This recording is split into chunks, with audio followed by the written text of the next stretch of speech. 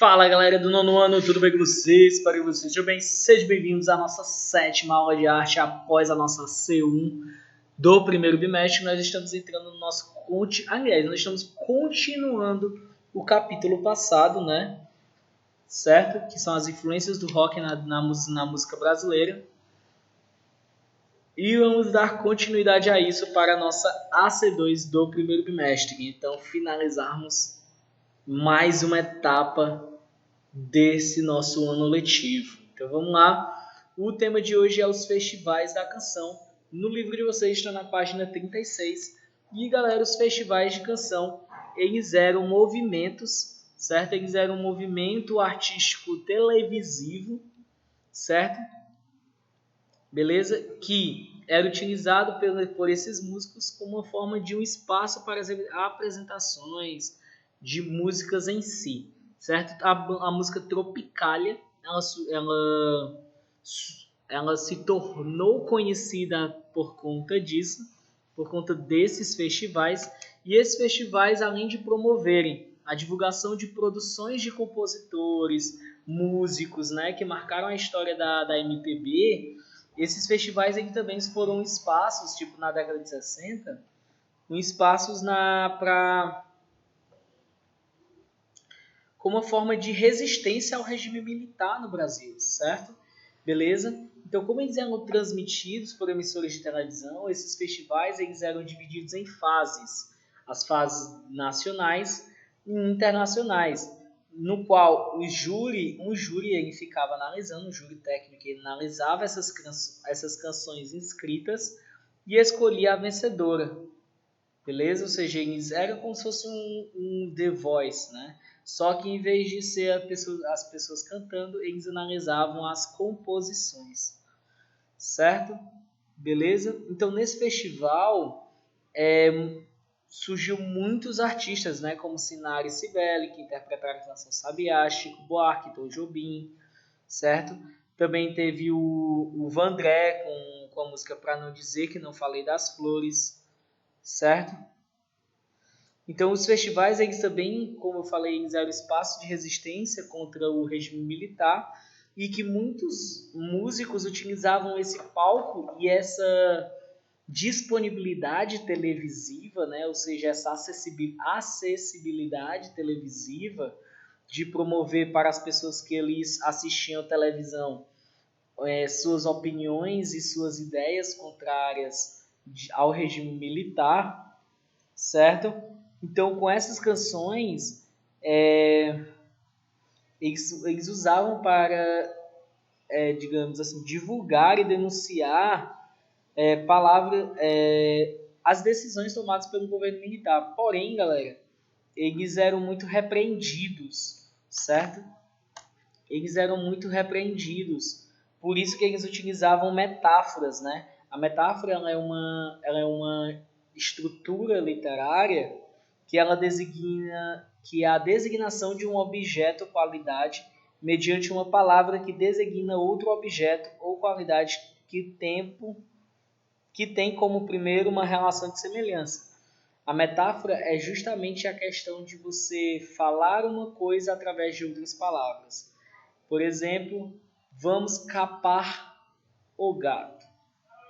Capar o gato a gente tem ideia de que é sair fora, ir embora. Ou seja, eu estou usando uma metáfora. Não, a gente literalmente não vai chegar e capar um gato. Entendeu? A palavra capar um gato, ela vai se comportar como assim, ó, vamos embora, eu tô cansado, já chega, vamos embora, sair daqui. Entendeu? Certo?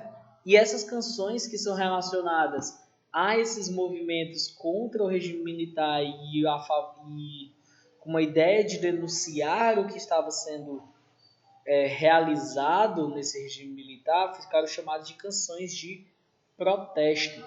Um deles foi Vandré, com a música Pra Não Dizer Que Não Falei das Flores, né? Que foi lançado no festival de 1968 e ela tornou-se um hino de resistência à ditadura. E que pouco tempo após a apresentação, a canção foi censurada, certo? E Vandré foi obrigado a se exilar. O que é esse exilar, né, galera? Nesse período do regime militar, muitos artistas e muitos opositores do regime militar, né, dos governadores na época que eram os militares, eles sofriam muita represália.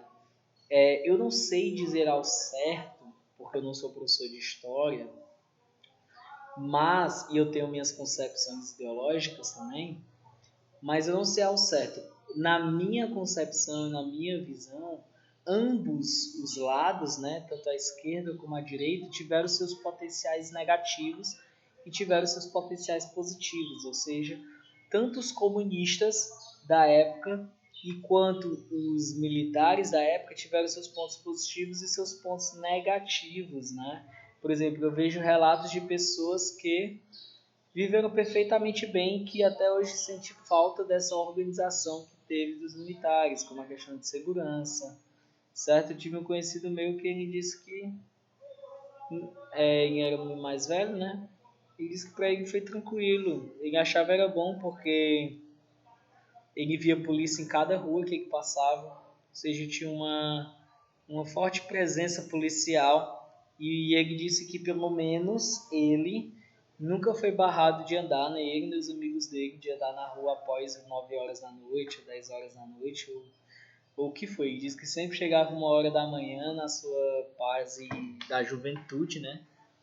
Na sua primeira fase adulta, né? Dos 18 aos 25 anos, certo? Então, ele foi obrigado a se exilar. Nesse período, a galera que ia contra e batia de frente com os militares, eles acabavam sendo bem ameaçados, né? Eu não duvido também que isso tenha acontecido. Então, eles são obrigados a sair do país para se esconder, para que não sofra represália ou até mesmo assassinato ou tortura, né, por aqui. Então ele foi a se exilar no Chile e depois na França. Beleza? E a música tá na página 37 de vocês, certo? Para não dizer que não falei das flores, né? Caminhando e cantando e seguindo a canção. Somos todos iguais, braços dados ou não. Nas escolas, nas ruas, campos, construções. Caminhando e cantando e seguindo a canção. Vem, vamos embora, que esperar não é saber. É alguma coisa assim, o ritmo dela. Quem sabe faz a hora, não espera acontecer. Vem, vamos embora. Eu não lembro muito o ritmo. Mas tem no CDzinho de vocês, vocês podem ir escutar, certo? Não passei aqui porque eu ainda não... Peguei até o CD do João Gomes, eu até que devolver para ele. Falar com ele na Agenda Edu. Se João, fala comigo na Agenda Edu aí pra gente marcar um dia de eu te devolver o teu CD, tá bom? Beleza? E eu vou baixar também, que eu esqueci. E, galera, nesse período, outro também que entrou nessa mesma onda foi o Chico Buarque, que é esse que você estava dando, é o Vandré. Que foi o Chico Buarque, eu não acabei não botando a imagem dele aí, certo? Ele também sofreu censura, certo? E a sua obra censurada foi Tamandaré, certo? E essa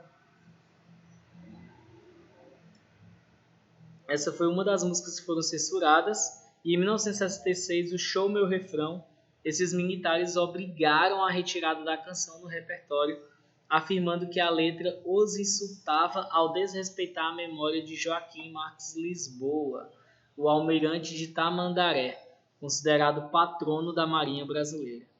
Porém, diante das pressões dos militares, em 1969, Chico Buarque mudou-se para a Itália e, em 1973, já de volta ao Brasil. Chico Buarque produziu em parceria com o cantor e compositor Gilberto Gil a canção Cálice, que essa canção Cálice ela dá uma ideia de duplo sentido na própria palavra, né? Cálice ele é um artefato parecido com um copo onde você coloca vinhos, bebidas, algo do tipo. Esse é um cálice. Porém, ele também pode ser a palavra cálice, ou seja, calado, fique calado, cale a boca, cálice. Ou seja, você está falando demais, cálice, certo? Que é justamente a ideia da metáfora, né? Falar uma coisa séria através de outra, né? Ou seja, ele quis falar a palavra cálice, de cale a boca, utilizando a palavra cálice, que já existe, que é um objeto, certo? Então, em 1978, aliás, desculpa, nesse período que ele criou a canção Cálice, certo? Ele teve sim essa letra vetada depois, né? Novamente, justamente pela censura. Em 1978, após retornar de Cuba, um país socialista, onde participou como jurado em um concurso, Chico Buarque foi detido pelo Departamento de Ordem Política Social, que era um órgão criado pelos militares para reprimir as manifestações contra a ditadura. E ele também participou ativamente do movimento Direta Já, né, que é a questão da mudança e da democratização das eleições, certo? Ou seja, todo mundo ter direito a votar no político que deseja. Porque antigamente só quem votava era o parlamento, não o povo. Certo? E já na década de 1980, pelas eleições diretas para presidente da República. Beleza? E tem uma outra canção, Chico Buarque, quando ele voltou da Itália, e ele, após ser informado da situação política no Brasil, que ela tinha melhorado, ele, ao ver esse cenário político do país, que continuava o mesmo, ele criou a canção Apesar de Você, né? Eu não sei a melodia dessa música, confesso que eu não escutei. Então vocês escutem, porque ela os ajudará a responder a página 39, certo? Da atividade de casa. E aqui a gente entra na década de 80, onde o rock nacional representou os ideais de protesto e descontentamento com o governo democrático brasileiro, além das criticidades sociais, certo? Já que a ditadura era iniciada com o golpe, segundo o livro está passando o golpe de 1964, se estenderia até 1985. Porém, nessa época, as letras desse estilo musical passaram a refletir sobre a situação política e econômica do país. Então, nesse contexto, surgiram as bandas como Barão Vermelho, Titãs, Os Paralamas do Sucesso e Legião Urbana. Então, vamos começar com a banda Barão Vermelho, que são esse grupo aí. Primeiramente, o Barão Vermelho ele tinha como seu grupo inicial, né? Essas 5 pessoas que vocês estão vendo na foto da esquerda, com um cara com isso na testa e no pescoço. Esse cara justamente com isso na testa e no pescoço é o famoso Cazuza. E esse cara de preto ao lado de Cazuza é o seu antigo melhor amigo Frejá, certo? Beleza? E eles compunham a banda Barão Vermelho, beleza? E com o passar do tempo, o Barão Vermelho foi se desassociando, certo? Com o Roberto Frejá e o Cazuza, a banda ela foi perdendo espaço e depois ela ganhou uma retomada com os outros dois integrantes, ou seja, o Guto Golf e o Maurício Barros, se eu não me engano. Deixa eu ver aqui se eram eles mesmos. É o Guto Golf e Maurício Barros, que eles ambos são da formação original da banda, certo? E junto com o Rodrigo Suricato, Rodrigo Santos também e Fernando Magalhães, eles formaram o Barão Vermelho, que hoje em dia está aí estourando nas rádios, juntamente com o projeto Nívia, junto com a Pitty também, eles estão fazendo esse projeto juntos e tá dando super certo. Fui pro show deles na Beira-Mar, incrível, muito massa. Beleza? Então, a banda ela foi formada no Rio de Janeiro em 1981 e lançou os músicos Cazuza, né, e Roberto Frejá, que são os principais compositores e intérpretes das canções desse grupo, né, que é o Bete Balanço e Maior Abandono, certo? Outra banda que a gente também entra na década de 80 são os Titãs. Né? Os Titãs, obviamente, eles não possuem essa formação original, existem 3 novos integrantes, certo? O primeiro saiu com a saída do vocalista principal. É uma curiosidade, aquele vocalista principal antigo, que eu não trouxe a foto dele aqui, eu não estou me recordando o nome dele. Deixa eu ver aqui se eu acho o nome dele. Não estou conseguindo achar o nome dele.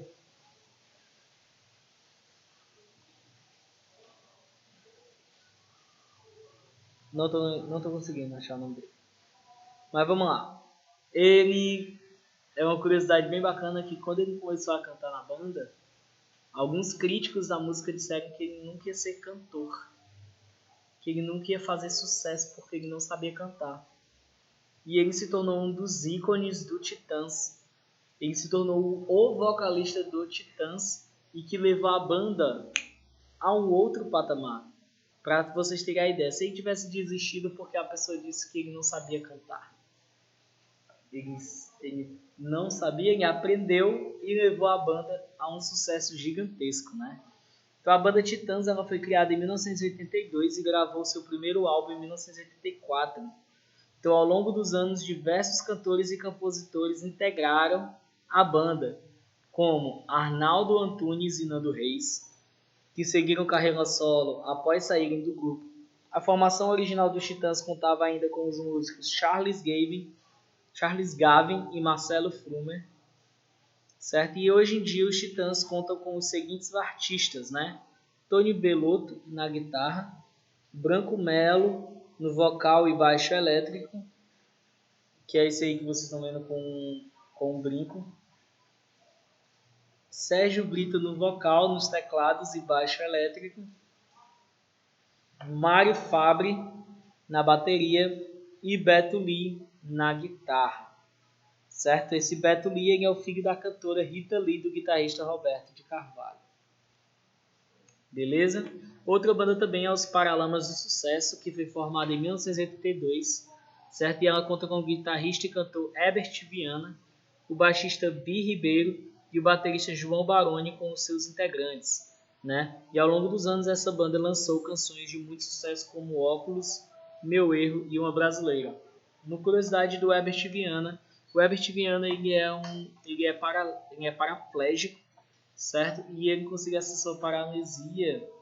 Ele perdeu os movimentos das pernas após um acidente, se eu não me engano foi de ônibus com a banda deles, e que o levou até uma depressão, porque ele nunca mais ia andar e tudo mais, até que ele conseguiu reverter essa situação, e hoje em dia eles compõem, e até hoje é a formação original do grupo, e até hoje eles fazem sucesso indo para shows e tudo. Outra questão também é que alguém, se eu não me recordo, um colega meu, ele trabalhava com ajudando, não um colega meu. Não sei, gente, ó. Eu não tô lembrado se eu vi um vídeo ou foi um colega meu que falou. Eu acho que foi um colega meu que falou, só não tô lembrado que o colega fez. Não sei que ele trabalhava nesses lugares onde faziam os eventos, né? E ele ficava na ideia de dar suporte aos músicos, né? Levar água, levar para o camarim, identificar os locais de saída, os locais de entrada do palco, a alimentação e tudo mais. E ele era muito tratante, né? Digamos assim. Teve uma coisa do show que ele disse que não ia fazer o show, que só ia fazer o show. Ah, aliás, minto, ele fez o show. Aí quando ele terminou o show, o pessoal ficou esperando ele fazer o. Agora eu não tô lembrado da história em si. Eu posso estar. Eu acho que eu não vou nem contar porque eu posso estar enganado. Mas é o seguinte, eu não sei se ele disse que só ia cantar se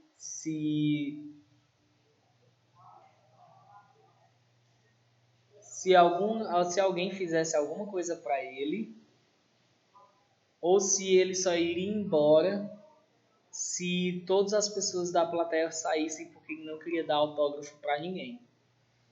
É uma das duas coisas, não lembro bem. Então não vou dizer o que é sem saber, vai que chega para mim aí eu tenho que responder no processo, tá certo não. Então rock na década de 1980, né? E temos outra banda chamada Legião Urbana. Galera, não sei se vocês acham parecido, mas eu acho muito parecido. E depois que eu vi essa foto e outras fotos do Renato Russo, eu achei ele muito parecido comigo.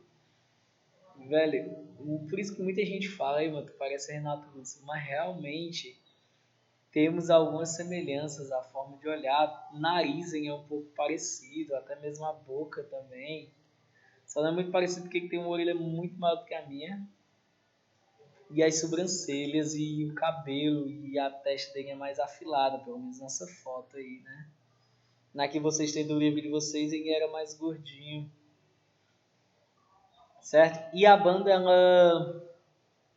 ela primeiramente ela era formada por três artistas que eram o Renato Russo, o Marcelo Bonfá, que é esse que está na frente, o louro, e o Vila Lobos, né, que é o que está lá no canto ali atrás.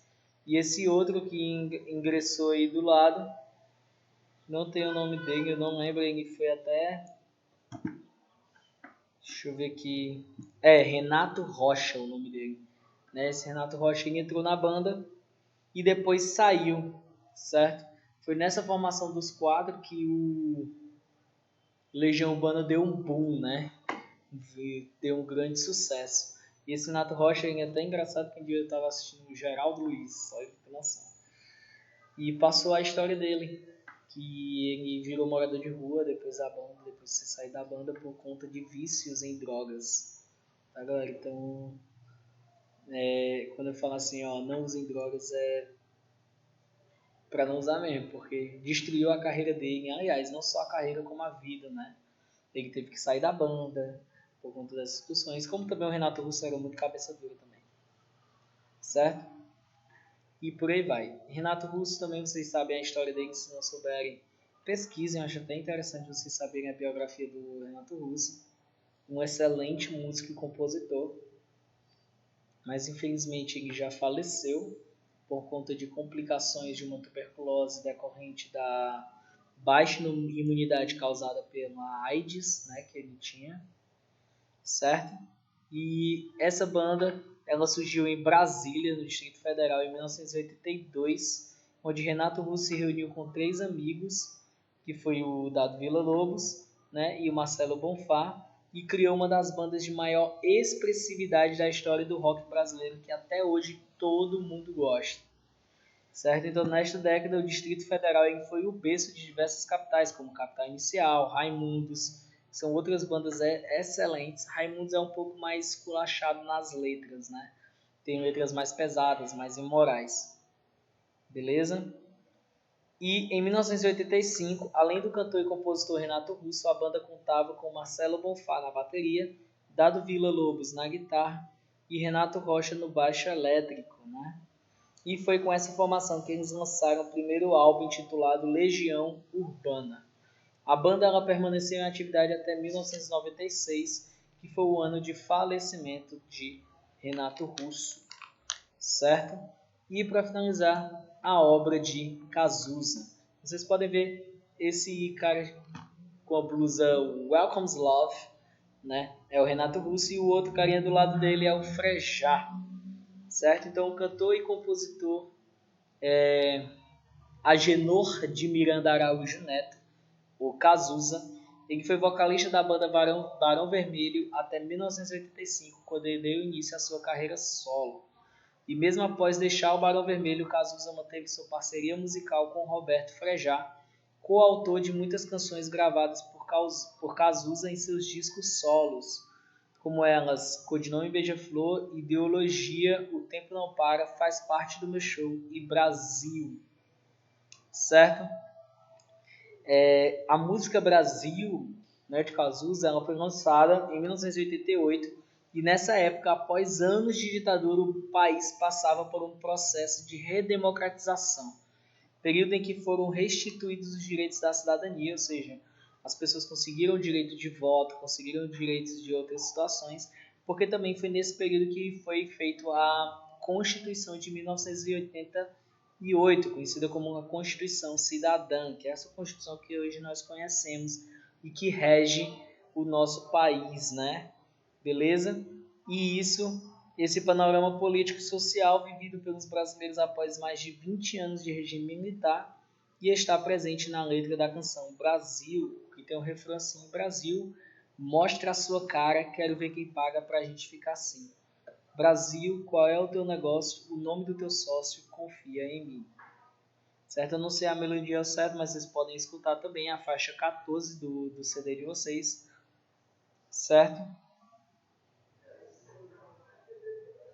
Beleza? E uma curiosidade do Cazuza, ele também teve AIDS, certo? Ele também foi...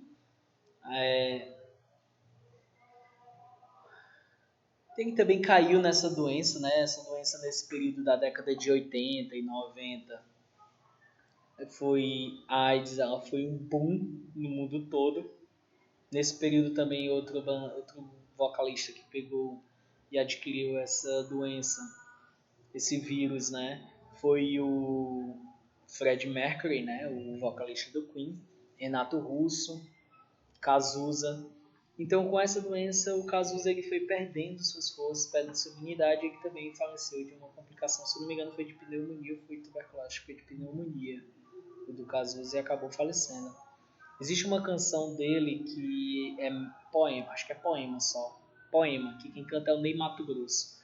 Gostaria que vocês pesquisassem essa canção. Ele fez próximo à morte dele, falando sobre a questão justamente da morte dele, né?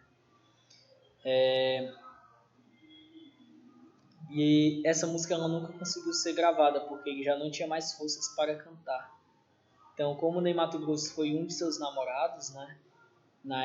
Não na época, mas antes dele adquirir essa doença, ele foi um de seus namorados e um dos grandes amigos dele pegou essa canção e gravou ela, certo? Pra que fingir, pra que mentir e fingir que perdoa? Não.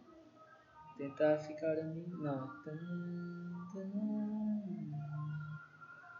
Hoje eu acordei tão cedo, mas não chorei, nem reclamei abrigo. É muito legal. No infinito passado, o futuro. É muito legal essa música. Depois vocês escutem, cara. É uma música muito linda e muito bacana. Beleza? Show, galera. Então é isso. Tem algumas atividades aqui para vocês. O nosso conteúdo é esse. A atividade de vocês vai até a página 43. Acho que nem a página 43 não, galera. Porque a página 43 é atividade prática. Vocês teriam que fazer, vai até a página 41, tá? Eu não acabei, quando coloquei, eu acabei não vendo o nome da atividade prática. Mas vai até a página 41, tá bom? A atividade de vocês vai até a página 41, certo? Vocês colocam a numeração da aula, que é a aula 7, a disciplina, que é a arte, a descrição da atividade, que é livro didático, e a data, que é a data de hoje, 8/3/2021. E vocês terão que me enviar essa atividade até o dia 15/3, na próxima segunda-feira. Então é isso, galera. Nos sigam nas redes sociais. Nos acompanhem pela Agenda Edu, dá aquele like maravilhoso. Nos acompanhem também pelo canal do nosso YouTube. E eu estarei disponível nas segundas-feiras para vocês, para nós conversarmos e debatermos sobre os assuntos das aulas e receber as atividades de vocês. Então é isso, galera. Lembrando que dia 22 vocês terão a apresentação de mágica, né? Dos truques de mágica de vocês. Então comentem com o professor responsável, oriente-os o que vocês irão fazer e irão realizar. Beleza? Então é isso, a gente vai ficando por aqui. Até a nossa próxima aula. Valeu, galera. Até mais. Fui! Eu sempre boto a vinheta errada. Fui!